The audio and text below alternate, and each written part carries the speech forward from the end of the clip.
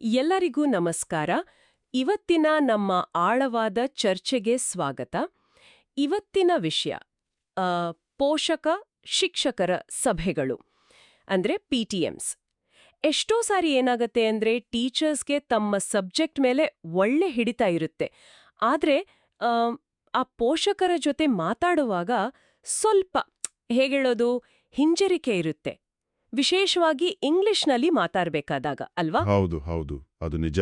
ನಮ್ಮತ್ರ ಈಗ ಕೆಲವು ಸೋರ್ಸ್ ಮೆಟೀರಿಯಲ್ಸ್ ಇವೆ, ಒಂದು ವಿಡಿಯೋ ಸ್ಕ್ರಿಪ್ಟ್ ಇದೆ, ಆಮೇಲೆ ಕೆಲವು ರೆಡಿಮೇಡ್ ಇಂಗ್ಲಿಷ್ ಸೆಂಟೆನ್ಸ್ ಲಿಸ್ಟ್ ಕೂಡ ಇದೆ.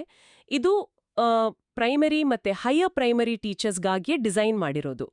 ಸೊ ಇವತ್ತು ನಮ್ಮ ಗುರಿ ಏನು ಅಂದ್ರ ಈ PTMಗಳಲ್ಲಿ ಕಾನ್ಫಿಡೆಂಟ್ ಆಗಿ, ಕ್ಲಿಯರ್ ಆಗಿ ಮತ್ತೆ ಪ್ರೊಫೆಷನಲ್ ಆಗಿ ಮಾತಾಡೋಕೆ ಬೇಕಾದ ಕೆಲವು ಸಿಂಪಲ್ ಇಂಗ್ಲಿಷ್ ಟೆಕ್ನಿಕ್ಸ್ ಬಗ್ಗೆ ಮಾತಾಡೋಣ. ಸರಿ, ಶುರು ಮಾಡೋಣವಾ? ಖಂಡಿತ ಖಂಡಿತ.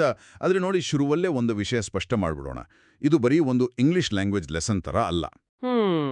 ಇದಕ್ಕಿಂತ ಹೆಚ್ಚಾಗಿ ಇದು ಆ, ಪೋಷಕರ ಜೊತೆ ಒಂದು ಒಳ್ಳೆ ಸಂಬಂಧ ಹೇಗೆ ಕಟ್ಕೊಳ್ಳೋದು, ಮಗುವಿನ ಬೆಳವಣಿಗೆಗೆ ಹೇಗೆ ಒಟ್ಟಿಗೆ ಕೆಲಸ ಮಾಡೋದು ಅನ್ನೋದರ ಬಗ್ಗೆ. ಸರಳ ಸ್ಪಷ್ಟ ಮಾತುಕತೆ ಇದೆಯಲ್ಲ, ಅದು ನಂಬಿಕೆ ಹುಟ್ಸೋಕೆ ಹೇಗೆ ಬೇಸಾಗತ್ತೆ ಅಂತ ನೋಡೋಣ. ಹೌದು. ಆ ಸೋರ್ಸ್ ಮಟೀರಿಯಲ್ ಅಲ್ಲಿ 5 ಸುವರ್ಣ ನಿಯಮಗಳು ಅಂತ ಹೇಳಿದ್ದಾರೆ. PTM ಕಮ್ಯುನಿಕೇಷನ್ಗೆ ಇವು ಮುಖ್ಯ ಅನ್ಸುತ್ತೆ. ಅದರಲ್ಲಿ ಕೆಲವು, ಉದಾಹರಣೆಗೆ ಮೊದಲು ನಗುತ್ತ ಸ್ವಾಗತ ಮಾಡೋದು, ಚಿಕ್ಕ ಚಿಕ್ಕ ಪೊಲೈಟ್ ಇಂಗ್ಲಿಷ್ ವಾಕ್ಯಗಳನ್ನ ಬಳಸೋದು, ಆಮೇಲೆ ನಮ್ಮ ಧ್ವನಿ ಫ್ರೆಂಡ್ಲಿ ಆಗಿರ್ಬೇಕು, ಮತ್ತೆ ನಮ್ಮ ಭಾಷಾ ದೋಷಗಳ ಬಗ್ಗೆ ಜಾಸ್ತಿ ತಲೆ ಕೆಡಿಸ್ಕೊಳ್ದೆ ಮಗುವಿನ ಪ್ರೋಗ್ರೆಸ್ ಮೇಲೆ ಗಮನ ಇಡಬೇಕು ಅಂತ. ಕರೆಕ್ಟ್. ಈ ನಿಯಮಗಳಿದೆಯಲ್ಲ, ನೋಡೋಕೆ ಸಿಂಪಲ್ ಅನ್ಸ್ಬೋದು, ಅದೇ ಅದರ ಹಿಂದಿನ ಐಡಿಯಾ ಬಹಳ ಮುಖ್ಯ. ಈಗ ನೋಡಿ, ನಗುಮೊಗದ ಸ್ವಾಗತ ಅಂದ್ರೆ ಬರೀ ಫಾರ್ಮ್ಯಾಲಿಟಿ ಅಲ್ಲ, ಅದು ಪೋಷಕರಿಗೆ ಒಂಥರ ಕಂಫರ್ಟಬಲ್ ಫೀಲ್ ಕೊಡುತ್ತೆ. ಅವರಲ್ಲಿರೋ ಟೆನ್ಷನ್ ಕಡಿಮೆ ಆಗುತ್ತೆ. ಹೌದು, ನಿಜ. ಚಿಕ್ಕ ಸ್ಪಷ್ಟ ವಾಕ್ಯಗಳು ಏನಾದರೂ ಮಿಸ್ಅಂಡರ್ಸ್ಟ್ಯಾಂಡಿಂಗ್ ಆಗೋದನ್ನ ತಪ್ಪಿಸುತ್ತೆ. ಆಮೇಲೆ ಫ್ರೆಂಡ್ಲಿ ನಾಟ್ ಫಿಯರ್ಫುಲ್ ಅಂತಾರಲ್ಲ, ಅಂದ್ರೆ ಭಯ ಬೇಡ, ಸ್ನೇಹ ಇರಲಿ ಅನ್ನೋದು, ಅದು ತುಂಬಾ ಇಂಪಾರ್ಟೆಂಟ್. ಟೀಚರ್ ಕಾನ್ಫಿಡೆಂಟ್ ಆಗಿ ಆದ್ರೆ ಹಂಬಲ್ ಆಗಿ ಮಾತಾಡಿದ್ರೆ ಪೋಷಕರು ಕೂಡ ಓಪನ್ ಅಪ್ ಆಗ್ತಾರೆ. ಭಾಷೆ ಸ್ವಲ್ಪ ಹೆಚ್ಚು ಕಮ್ಮಿ ಆದ್ರೂ ಮಗುವಿನ ಬಗ್ಗೆ ಇರೋ ಕಾಳಜಿಯೇ ಮುಖ್ಯ ಅನ್ನೋ ಮೆಸೇಜ್ ಹೋಗುತ್ತೆ. ನೀವು ಹೇಳಿದ ನಿಜ. ಆ ಫ್ರೆಂಡ್ಲಿ ಟೋನ್, ಸಿಂಪಲ್ ಲ್ಯಾಂಗ್ವೇಜ್ ಒಂಥರ ಸೇತುವೆ ಇದ್ದಾಗೆ. ಸಂಭಾಷಣೆ ಇನ್ನೂ ಸುಲಭ ಮಾಡೋಕ್ಕೆ ಆ ಸೋರ್ಸ್ ಮೆಟೀರಿಯಲಲ್ಲಿ ಕೆಲವು ರೆಡಿಮೇಡ್ ವಾಕ್ಯಗಳ ಉದಾಹರಣೆ ಕೂಡ ಕೊಟ್ಟಿದ್ದಾರೆ. ಈಗ ಸ್ವಾಗತ ಮಾಡೋಕ್ಕೆ good morning sir ma'am, please have a seat ಅಂತ ಹೇಳ್ಬೋದು. ಸರಿ. ಮಗುವಿನ ಬಗ್ಗೆ ಪಾಸಿಟಿವ್ ಆಗಿ ಹೇಳೋಕ್ಕೆ your child is doing well in class, ಅಥವಾ she is active and participates well in group activities, ಈ ಥರ. ಹೌದು, ಇದು ಬಹಳ ಒಳ್ಳೆ ಸ್ಟ್ರಾಟಜಿ. ಪಾಸಿಟಿವ್ ವಿಷಯಗಳಿಂದ ಮಾತು ಶುರು ಮಾಡೋದು, ಅದು ಮಾತುಕತೆಗೆ ಒಂದು ಪಾಸಿಟಿವ್ ಸ್ಟಾರ್ಟ್ ಕೊಡುತ್ತೆ. ಆಮೇಲೆ ಏನಾದರೂ ಇಂಪ್ರೂವ್ಮೆಂಟ್ ಬೇಕಿರೋ ವಿಷಯಗಳನ್ನು ಹೇಳುವಾಗಲೂ ಕನ್ಸ್ಟ್ರಕ್ಟಿವ್ ಆಗಿ ಹೇಳೋದು ಮುಖ್ಯ. ಉದಾಹರಣೆಗೆ, he needs to focus more on completing is homework on time ಅನ್ನೋದು. ಸರಿ. ಅಥವಾ we are currently working together on improving her reading comprehension skills. ಈ ಥರ ಹೇಳಿದ್ರೆ ಅದು ಪ್ರಾಬ್ಲಮ್ ಬಗ್ಗೆನೂ ಹೇಳುತ್ತೆ, ಜೊತೆಗೆ ಸೊಲ್ಯೂಷನ್ ಕಡೆಗೂ ಗಮನ ಇದೆ ಅನ್ನೋ ಭಾವನೆ ಕೊಡುತ್ತೆ. ಅಂದ್ರೆ ನೇರವಾಗಿ ಕಂಪ್ಲೇಂಟ್ ಮಾಡೋ ತರ ಇರಬಾರ್ದು ಅಲ್ವಾ?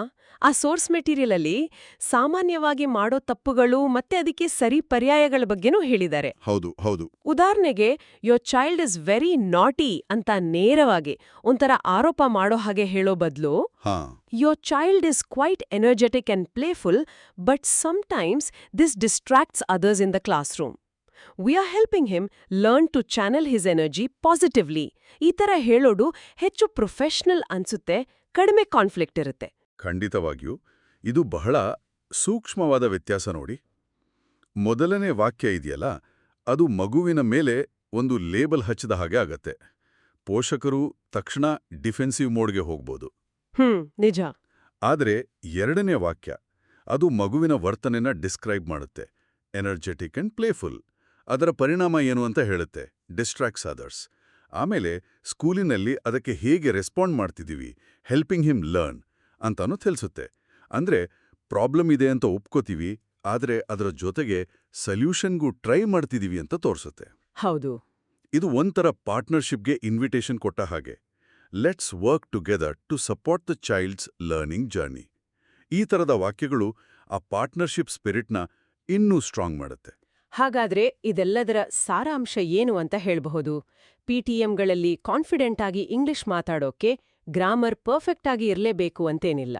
ಪರ್ಫೆಕ್ಟ್ ಅಂತ ಅಲ್ಲ, ಆದ್ರೆ ಬದಲಿಗೆ ಸಿಂಪಲ್, ಕ್ಲಿಯರ್ ಮಾತುಗಳು, ಪಾಸಿಟಿವ್ ಆಟಿಟ್ಯೂಡ್, ಸ್ವಲ್ಪ ಕೈಂಡ್ನೆಸ್, ಆಮೇಲೆ ಮುಖ್ಯವಾಗಿ ಆತ್ಮವಿಶ್ವಾಸ ಇವಿಷ್ಟಿದ್ರೆ ಸಾಕು ಅನ್ಸುತ್ತೆ. ಹೌದು, ನೆನಪಿಡಬೇಕಾದದ್ದು ಅಂದ್ರೆ PTMಗಳು, ಟೀಚರ್ಗಾಗ್ಲಿ ಪೇರೆಂಟ್ಗಾಗ್ಲಿ, ಅವೇನು ಎಕ್ಸಾಮ್ಗಳಲ್ಲ, ಅವು ಮಕ್ಕಳ ಬೆಳವಣಿಗೆಗೆ ಹೆಲ್ಪ್ ಮಾಡೋ ಸಹಕಾರದ ಮಾತುಕತೆಗಳು ಅಷ್ಟೇ.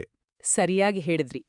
ಇಲ್ಲಿ ನಿಜವಾದ ಇನ್ಸೈಟ್ ಏನು ಅಂದ್ರೆ, ಭಾಷೆಯನ್ನ ಅದು ಎಷ್ಟೇ ಸಿಂಪಲ್ ಆಗಿರ್ಲಿ ಅದನ್ನೊಂದು ಸೇತುವೆಯಾಗಿ ಬಳಸಬೇಕು.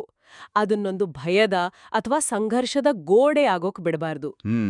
ಇದು ಟೀಚರ್ಸ್ ಮತ್ತು ಪೇರೆಂಟ್ಸ್ ನಡುವೆ ಮಗುವಿನ ಒಳ್ಳೆಯದಕ್ಕಾಗಿ ಒಂದು ಸ್ಟ್ರಾಂಗ್ ಪಾರ್ಟ್ನರ್ಶಿಪ್ ಕಟ್ಟೋಕೆ ಸಹಾಯ ಮಾಡೋ ಒಂದು ಪ್ರಜ್ಞಾಪೂರ್ವಕವಾದ ಕಮ್ಯುನಿಕೇಷನ್ ಟೆಕ್ನಿಕ್. ಮಾತುಕತೆ ಪ್ರಾಮಾಣಿಕವಾಗಿದ್ದಾಗ, ಎಂಪತಿಯಿಂದ ಕೂಡಿದ್ದಾಗ ಭಾಷೆಯ ಸಣ್ಣ ಪುಟ್ಟ ಅಡೆತಡೆಗಳು ಅವೆಲ್ಲ ಗೌಣ ಆಗ್ಬಿಡ್ತವೆ. ಅಲ್ಟಿಮೇಟ್ಲಿ ಗೋಲ್ ಒಂದೇ, ಮಗುವಿನ ಸರ್ವಾಂಗೀಣ ಪ್ರಗತಿ. ಖಂಡಿತ.